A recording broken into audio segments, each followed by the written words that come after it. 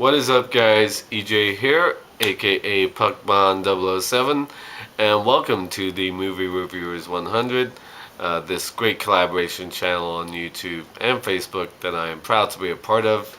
So before I get started, I want to say I've been sick for the past couple days, battling the winter flu. So if my voice doesn't sound very good, or if I don't sound very enthusiastic, it's not because of what I'm talking about. It's just I'm really under the weather and been struggling to get through this video, to be honest.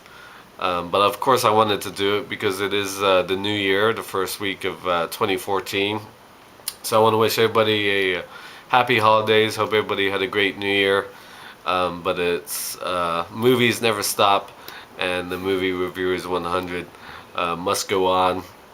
And to kick off the year, we're doing a special tribute week to the late, great, legendary actor Peter O'Toole, who of course passed away a couple weeks ago, I believe at the age of 82.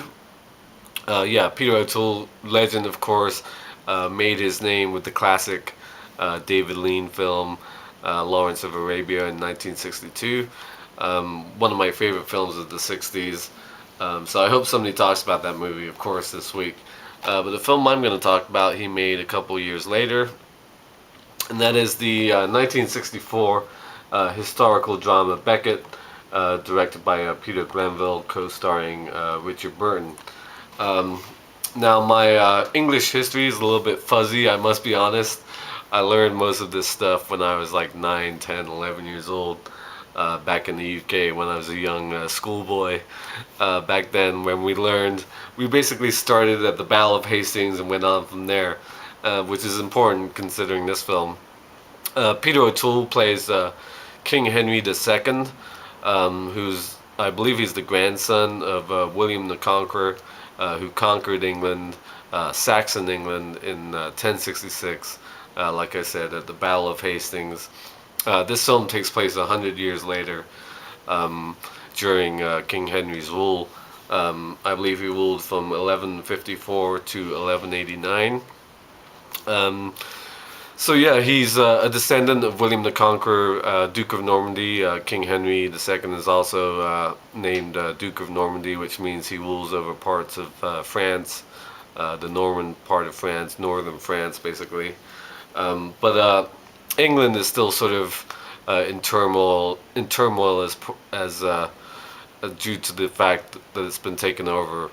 Saxon England, as it used to be called in the mid ages, basically, was conquered by William the Conqueror, and so this is very important for this film because his best friend Thomas Becket, played by Richard Burton, is of Saxon descent.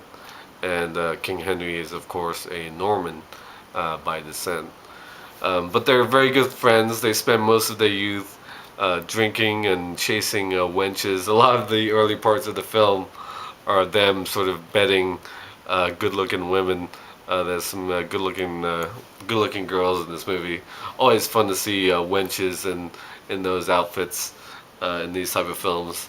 Just a fetish of mine for some reason.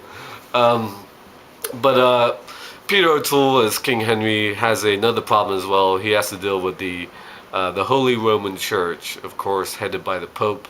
The Holy Roman Empire sort of oversaw all of Europe, and King Henry can't really act or do anything without the consent of the Holy Roman Church.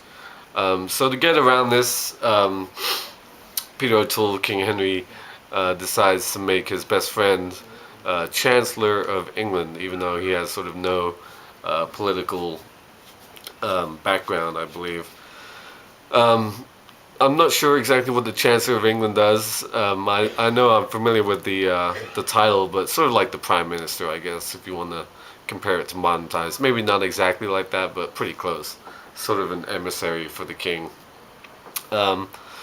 So the Holy Roman Church is in fact represented by the Archbishop of Canterbury in England, and when the current Archbishop passes away one day, King Henry gleefully decides he's gonna anoint his friend Thomas Becket to become the new Archbishop of Canterbury, much to the chagrin of the other bishops in England, because again, um, Thomas Becket isn't a man of God.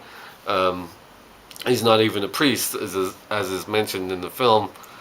So yeah, King Henry thinks he's got it made by making his best friend the new Archbishop of Canterbury. But unfortunately for King Henry, Thomas decides to take his new oath to serve and protect God very seriously. In fact, completely turns over a new leaf to the honor of God. The honor of God is a phrase mentioned a lot in this film, and it basically causes a rift in their friendship, and they end up hating each other. For a while, Richard Burton gets exiled out of the country. He flees to France. John Gielgud plays the King Louis of France, the King of France. He seeks refuge and help from King Louis for a while, and then he goes back. Um, and I won't give away the end of the movie, but if you know your history, you know what happens to Thomas Becket. It's a famous, one of the great it's a political thriller of medieval times in sort of a it's really one of the best medieval political intrigues of all time. And then Thomas Becket, of course, became a martyr and a saint. And it's a really good film because Peter O'Toole and Richard Burton really give tour de force performances in this movie. It's the two of them basically going back and forth throughout the whole film.